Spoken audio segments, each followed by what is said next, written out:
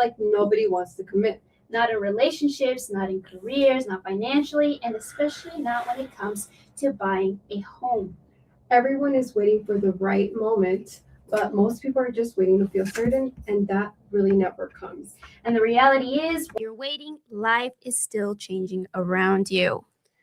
Okay, so let's get into it. I wanted to start first with the relationship, because when you think about commitment, you think about relationship, and go straight into a stat so that we can just get an overview of Gen Z's relationship over these past few years. So it says over 50% of Gen Z adults are single, higher than previous generations at the same age. That was from Pew Research. That's crazy. I mean, yesterday it was I went to a concert, That's fine. Bruno Mars, and it was a romantic.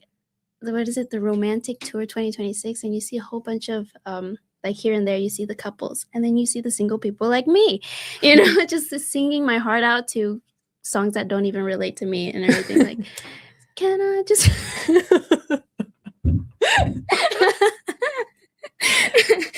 I can't sing, but we kind of. Okay, we kind of. Today. I didn't mean for it to happen, but okay. Okay, you can go. Okay, let's get through this. So commitments make. Okay, sorry. We had the giggles. We're getting back on on course. So yes, commitment is being delayed. Generationally, yeah. Yep, and we can definitely see this in my life. Okay, but we kind of want to talk about why this is happening. We're seeing a lot of situationships, this culture where you act as if you were in a relationship, but you actually aren't. You're texting and you're flirting and all that stuff, but there's no one's defining it, and I'm seeing it a lot, especially on social media, if you ask me. I've seen where people are even getting emotional or having some type of connection, but yet there's no label on that relationship. It says here from a status trend data, nearly 40% of Gen Z prefer casual dating over long-term commitment. Yeah, but you kind of want to ask, like, why? Why is this happening? And I think one of them is because they have a fear of choosing the wrong person, like, how do I know that this person is going to be my person for life? Especially for people who are looking to date to marry, you have to be very cautious because that person is going to be your forever person. So you're just like afraid of making a mistake and choosing the wrong person. I think FOMO, fear of missing out, is another reason. There's something better out there. So I don't know. They just keep their doors open and keep that so that they're not tied down, you can say. Yeah, they're trying to keep their options open and trying to see, like, hey, can I be committed to this person, or can I try this and that? And I think ultimately it ends up hurting the person that doesn't know that it's just a situationship. Yeah. I think a lot of people go through tough moments in their situationship, or they're not aligned with that person. So they just start, leaning towards, okay, yeah, let me get back into the dating, or let me get on social media. Well, I've been in a relationship for 7 years, married for 1 year, but I mean, I've been with the same person for 7 years, and it's consistently learning that person, knowing who they are and knowing who I am, because I'm not the same person I was in the beginning of the relationship, and he isn't either. So we've been through, now we're parents, so that takes a big toll on your relationship. And I think if you don't accept that this person is going to change through the relationship, then you get in that mindset of, okay, yeah, I'm going to move on eventually, or this person just does not align. And sometimes it's simply, you need to work through it to really know if this person is or isn't for you. Yep.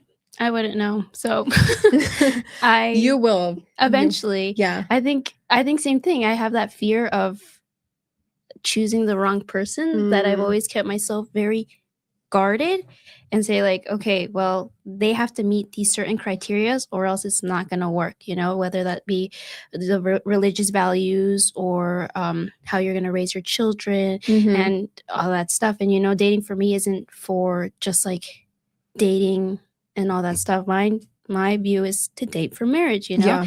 And so I think that also has to do with the fear that I have of choosing the wrong person, because then you see it around. Yeah. You see people getting divorced. You see people breaking up after spending years and years together yeah. and everything.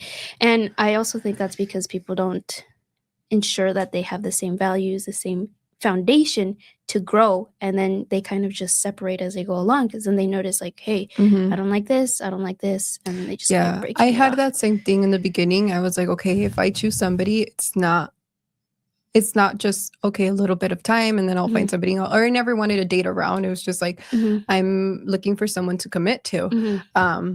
And so was he, and we have a lot of the same values and same base. So that does help. But I was gonna ask you something. Okay. So do you think right now people have a lot of high standards for their dating or their the person they're looking for?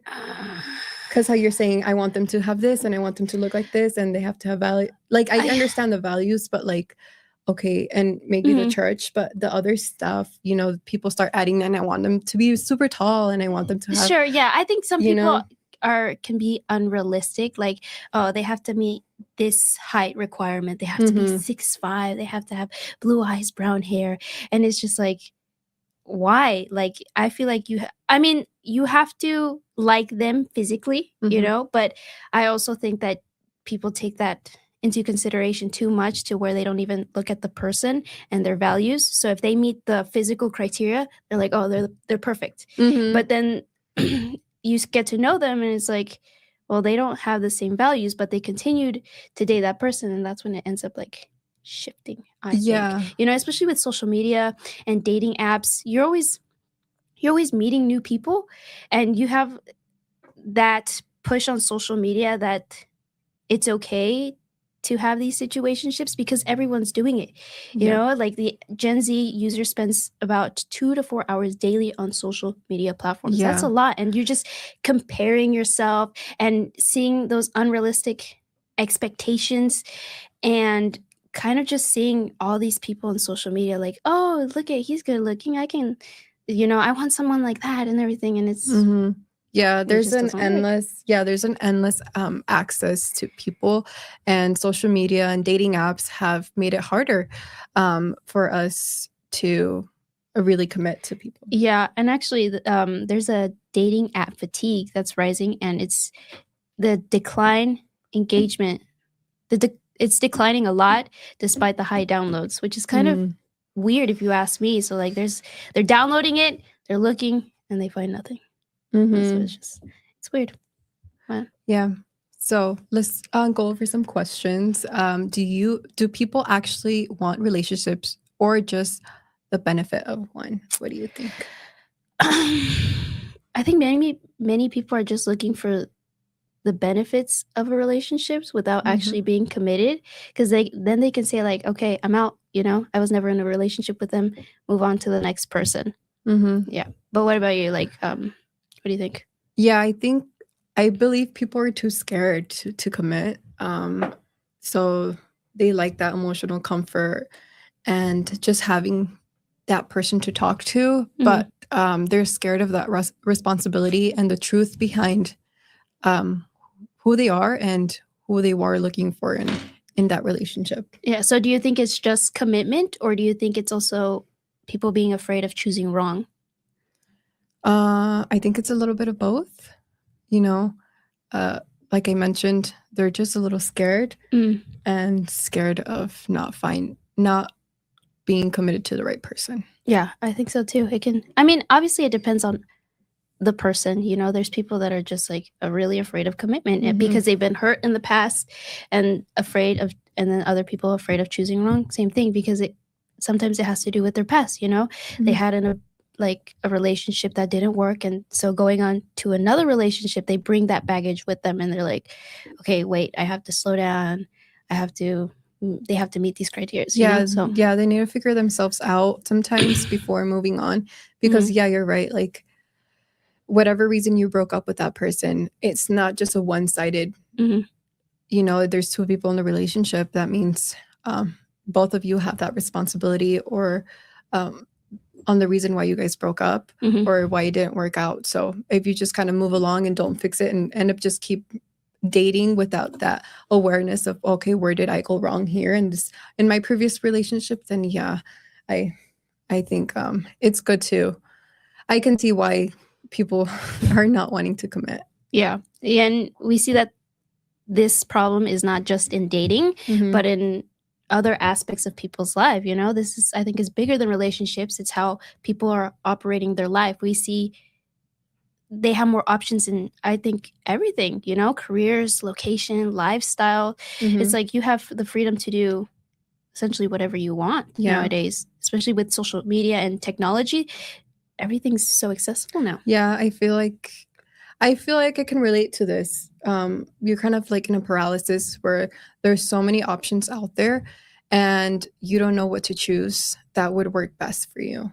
Yeah, 1 to 3 Gen Z workers change jobs within 1 to 2 years, so we can see that it's not just relationships that people are not committed to, but it's also jobs. They're changing because maybe they feel too restrictive, or they don't like their boss, and they just keep on changing.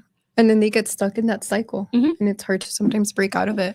But I think it's just how we keep saying, just I'm scared of choosing the wrong option. Yeah. And people, I think, also right now are obsessed with flexibility. I think that's why there's been rises in jobs that don't require that 9 to 5. Like, for example, life insurance. People are getting their licenses in that. In real estate, their loan officer's license. Why? Because you have that flexibility. Like, oh, I don't feel like waking up at 9. Well, you don't have to wake up at 9. You can start working at 12. You can work at midnight. You can work at any time without having that restriction. Like, oh, you have to be here at 9. You get off at 5, clock out, and the same routine every single day. I think people are getting tired of that. You know? People get a little scared of the stability that comes with the 9 to 5, and I see that and I get that. I feel like part of the reason is why I'm in real estate, but there's more into it that you have to also commit. So so it says here from Pew Research Workspace, it says flexibility ranks above salary for many Gen Z workers. That's why Gen Z is broke. Because no, I'm just kidding. No, not all Gen Z is broke. No, we're figuring it out. I mean, it's a different time. It's a different generation. And things aren't the same as they were when, our parents were working and trying to figure it out. So, so things are constantly changing. So we have to also change. And that also... But at the same time, yes, we're broke. Yeah. No, I also think that there's... how would you say, identity delay, where people are unsure of who they are, and so they try to avoid long-term decisions until they find out what they actually like. And we were talking about this last time in our podcast about people going straight from high school to college and having to choose your career right away, and it's like, wait, I just turned 18. I was just thinking that. Yeah, and I have to choose now. What do I have to be? And so I think Gen Z right now is experiencing just that. They're like, wait, like, let's pause for a bit. Let's see what I like to do, and let's move from there. Yeah, I completely, like, that hits so bad because I don't want my son to go through that. Because still to this day, I mean, I'm a mom and I'm a wife, and like, first of all, I didn't even fully know who I was before I became a mom, and I'm 25. Like, how am I supposed to know exactly who I am if I'm still changing? But I think if I had more time after high school or during high school or even growing up, middle school area, then I would have had more more accessibility to different how I don't know, clubs or anything to do with that, so that I can figure out who I am. Yeah. But Yeah, exactly. And that's why 73% of Gen Z feel either financially unstable, or uncertain about the future. You know, that's a big percentage, especially in Gen Z. That's why I feel like we are treated differently compared to like millennials and what's the other one? The older generation? Gen X. Gen X, you know, they see us differently because we think differently. You know, we're looking for more flexibility rather than the 9 to 5 that's set salary. We're looking for something else, and we want. I would say we want more. So, do you think we actually want more freedom or more stability? I think Gen Z wants more freedom. I also think it has to do with the fact that we can be too indecisive at times. But overall, I think we're just looking for more freedom. Like, I went to a concert yesterday on a Wednesday, you know, you know, because I had the ability to do that, you know, because of the work that I have. I can wake up a little bit later, or go to a concert on a Wednesday evening, you know. So what do you think? Is flexibility helping or preventing growth? I think it's definitely I think also both. Yeah. I think it just depends on how you want to see it. It can be helping, but there's also like a boundary to that flexibility. Because also you need that structure in order to grow. Exactly. Yep. That discipline and motivation.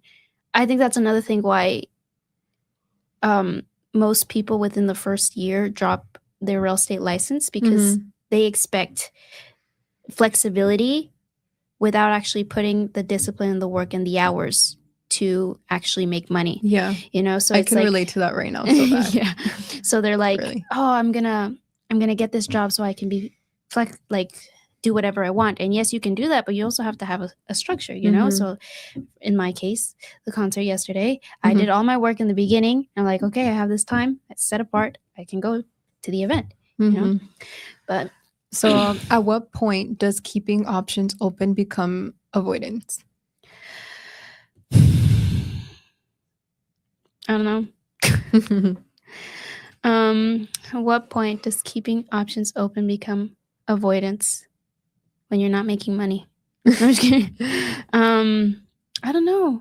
I think there's just like a certain point where someone realizes, like, I'm just avoiding this because I'm too scared and I lack confidence in doing this. Because I mean, I think we've all experienced that, to where we've avoided doing something not just because we want to keep our options open. We say that, but it's actually because maybe we're scared, you know, of moving forward. And I think that's another problem with Gen Z, is that we tend to be scared of a lot of things that we don't push forward, and we like to be in our comfort zone, you know, because it's safe, you know, but that's not how it should be. Yeah. So now let's talk about what waiting is actually costing you.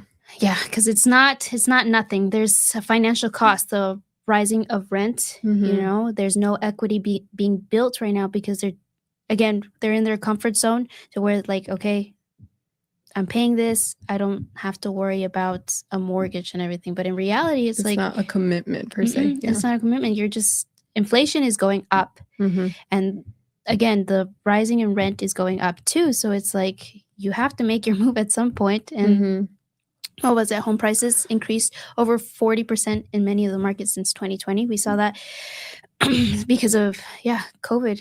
Prices went up, and we would have properties where we would get, I think at one point we received 25 offers on one property, and that's crazy. And they were going above asking price. Like, we had a set price in mind, and they went to 20,000-30,000 all set there, because it was a good time for the sellers. Oh, a great time for the sellers, not so much for the buyers. And so I think while people are just waiting for the price of the homes to go down, or the interest rate to be better, it says here that 20%, so rent remains 20% higher than per 2020 levels nationally. So, you know, the rent's not going anywhere. It's staying the same or even higher. And while you're sitting down waiting for that interest rate or the prices of the homes to go down, you're just paying the rent, and that's not building you any equity. Yep, exactly. And it's a lot of people are missing the opportunity. They're missed appreciation. They're delaying their investment. And it's just like, and I think it also has to do with the fact that people are just overthinking everything, and they're like, oh well, I'm not sure if I want to get into this and that, but you're already paying the same amount in rent. Why not just buy a house and build that equity, especially when you have agents and loan officers that are there to explain everything to you, just to so that you feel confident in knowing that, okay, this is going to work. That's why we have great loan officers here that are willing to sit with you and make sure the payment is not something that you're going to struggle with. Struggle with. They're going to be honest upfront and say, hey, this is how much you qualify for. Is this where you're looking? And that's why it's good to have an agent too, because then they look at what you qualify for and they go based on what you feel comfortable with, and then they start showing homes in that price range, so you don't have to struggle looking for homes or being afraid to be in a payment that's not going to fit you. So yeah, talk to an agent. Talk to a loan officer. Yeah. So, do you want to go over some more questions on that topic? So, yeah. Okay, what has waiting already cost you financially? Does that apply to me? I guess that applying to, or what you've seen in the market. What I've seen. Well, for me personally, I haven't bought a house yet, but I mean, the next step is to buy a house because I think it's worth the investment. So right now I think that's the cost of waiting me right now, because I know that prices are going to go up eventually. Inflation's already going up. So it's just a matter of time. They just start trickling up, and that's the market. The market's going up and down and up and down. We saw that in 2022. The prices skyrocketed and then they went down, and people again are waiting right now for the rates to drop. But when rates drop, buyer demand increases, and now you have less options. So I think right now is a great time to buy. I know a lot of people are afraid of the rates right now, but you buy the house, you refinance later, and you get a lower payment. So it's just knowing your options. And even if you're not ready right now, just talking to someone, I feel like that would put you one step ahead of everyone else. Just talking to someone and say like, hey, how do I go about this? Okay. You wanted to buy a house, right? Well, you already have one. Yeah, we already bought. And it's not our dream home, but we already built the equity, and maybe in 2 to 3 years we'll buy something nicer. Either we're staying, we're keeping the home and renting it, or selling it and having that equity taken out and putting it into our new home. But.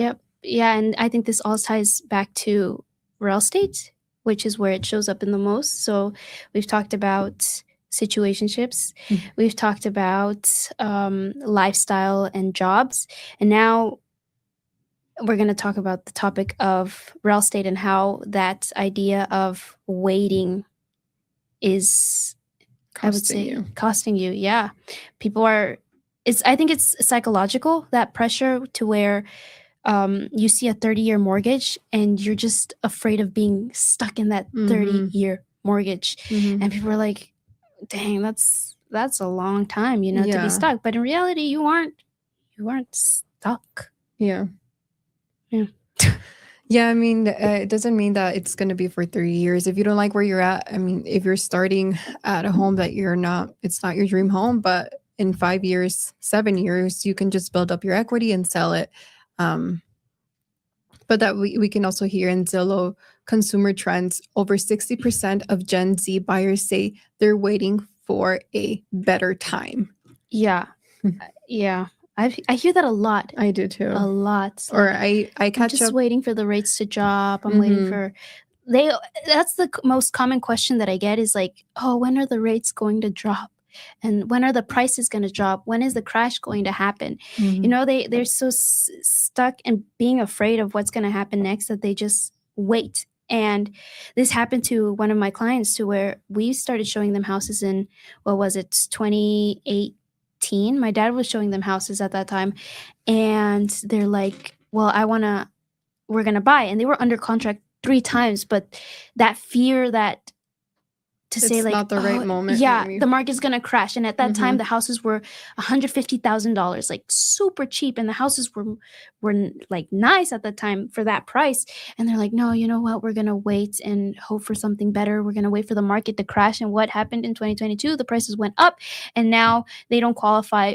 They qualify for more now, but they can't find the houses that they did years ago at that price, you know? So they're stuck. They're very limited right now, and just waiting for that right moment. And even right now, I'm showing them houses, and they still have those same questions, like, when is the market going to crash? When are the rates going to drop? And they're so stuck in that fear that it's not allowing them to move forward, you know? So again, it's just, I think talking to an agent that's going to give you that advice, and that someone who knows their stats and can tell you what's going on in the market to help you feel confident in your decision. And I think that's something that agents lack right now too, if I'm being honest, is the fact that they don't know their market, and they don't give you the right information for you to feel confident in your decisions. And I think that's why a lot of people are being hesitant right now and saying like, oh, well, I'm going to wait for the rates to drop. Because how do you combat, what do you tell them once, like, what do you tell them when they tell you that the rates are going to drop? Do you just like, oh, well, you know, I don't know, you know, I'm not really sure. And it's just like, you have doubt. Now they have more doubt, you know, because you don't know That's a good point. the information, you know? Yeah. Yeah, we can definitely see that commitment going into the in the home buying. process. Yeah. And yeah, just really sitting down and talking to them, and maybe no, they're not ready, how you said right now, but giving them the option so that when they are ready, you know exactly what direction to go. Yeah. And the same questions, is it really about affordability, or is it, again, fear of commitment? I think it's both. Yeah. Because if you're qualifying for 400 and you want to go a little bit lower, I think that's smart. But also, you know, you don't want to go too low, because then you're not going to get access to maybe that house that you really want. You have to just kind of be realistic with what you qualify for. But I see that fear of commitment still, because you can be ready, and how we have been mentioning, you're scared to you're just waiting for the right time. Yeah. So you bought your house. What did ready actually feel like to you, or what did it mean to you to say like, oh, okay, I'm ready to buy this property? Or what did you not have that feeling? I feel like we really didn't. You just jumped. We just jumped into it. My husband's very much like that. He's just very spontaneous and very like, yes, let's get it done, let's get it going. And I'm the one that's very hesitant.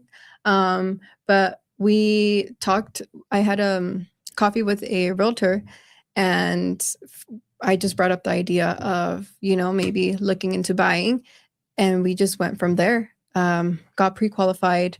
We did actually shop around for a lender, and I feel like that helped, because we got the best option for us in that moment. And we started looking into homes. It was when the market was super crazy in 2022.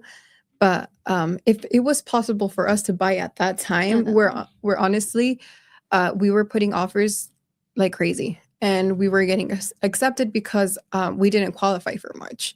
But all we knew is that we wanted to buy so that we can start building our equity. It didn't really matter if it was a 2-bedroom. Yeah. So yeah, I think from that experience, we weren't really ready. We just kind of jumped into it and went from there. Yeah. So I think that has to do with overanalyzing decisions, which actually leads to lower satisfaction and higher regrets, because you're just like thinking and hoping that everything is going to turn out perfect. When in reality, I feel like what you did, just jump in and see like, okay, let's see what happens. I definitely see that.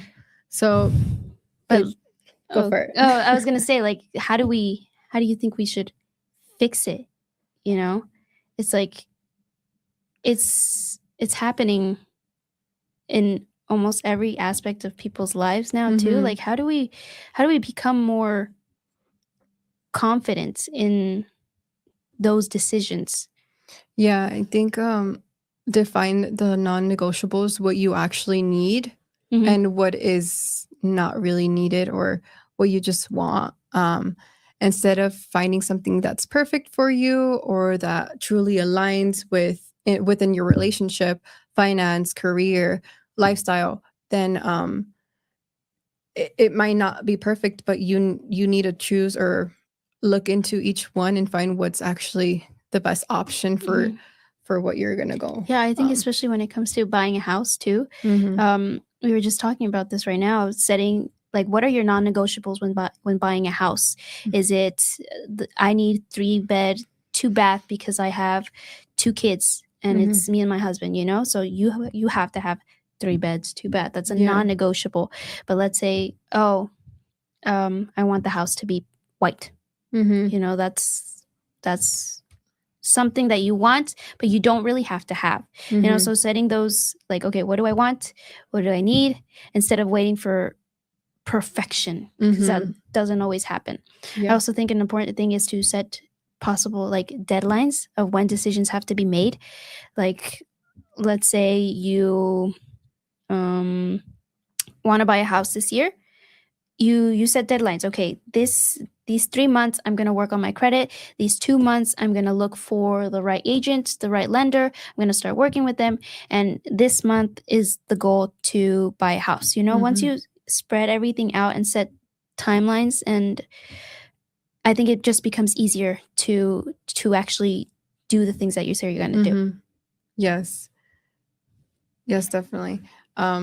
Yeah, just and then from there you can for sure commit to what you want to do, and it doesn't even feel like commitment because I think that'll get you to feel more confident in what you already know is for you.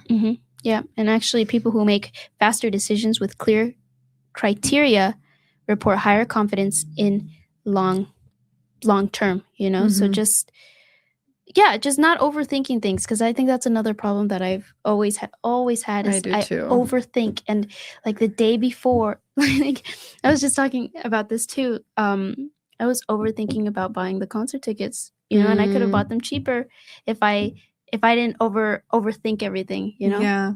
But the tickets were still good, you know, a little bit more expensive, but they were great. So Yeah. No, yeah, it don't kind of overthink. saves you. It does save you money because then you keep pushing it Same to thing. find the perfect time for it. Yeah. I know. I struggle with that, like the perfection. Yeah. I try to do everything perfect, and that ends up also pushing what I should be getting done. Yeah. Because I'm just like, okay, I'm gonna find the perfect time to do this, and I'm like, okay, but then now this showed up, and now this changed, and I start moving whatever I'm thinking about doing, and I never get to it. So that's what we're trying to avoid here. Yep. And that time restriction will for sure work if you're struggling with commitment. So let's go to the rapid fire questions that we have. Perfect partner later or solid maybe that's for me. I'll ask you, perfect partner later or solid partner now? Is it wrong that I'm still hesitating? No. Well, it's because I don't think I'll ever find the perfect person, but I think a solid person that has at least the foundational values the same as me, I think that would be perfect, you know, just like the core beliefs, and then that they're physically attractive somewhat, you know. So, yeah. But yeah. So dream house later or starter home now? Well, for me right now it's a starter home now. Yeah, but I think that's good because now you already have equity, you know, because you didn't hesitate, you jumped in. It wasn't like the perfect one, like it didn't have every single thing that you wanted, but now you have equity, and now you have the ability to now purchase, if you wanted to, the perfect home for you guys, you know, the bigger lot. You like you want an acre, huh? Yeah, we like we like animals. We like chickens and goats. Yeah, we have chickens, and I love egg. Eggs. I like eggs. We have that every I didn't know what you morning. said. I didn't know what I was going for that, but yeah, I think. I don't But like now that, we're but- able to be a little bit more picky with Yeah. the next house. Exactly, because now you can look like, okay, this one has an acre. This one's Yeah. perfect for my chickens. and Yeah, I everything. see the vision here with the coop and Yeah, I don't like that. I'm the opposite. I like yeah. the city vibes, you Yeah. know, and all that stuff. So I'm waiting. I don't. Yeah. Okay. Probably so start at home for me now too. A starter probably. home. Yeah. Really. Oh, it depends. If I get like a lot of money, I'll buy the dream house. But if not, it's Yeah, I at mean, least starts. obviously, yeah, realistically, with your money, if you're able to do it, then yeah, go Yeah. for it. Yeah. But staying what was the next one here? Staying flexible forever or building something real. Building something real, I think, in my opinion, is better Yeah, I think Because- everybody would want.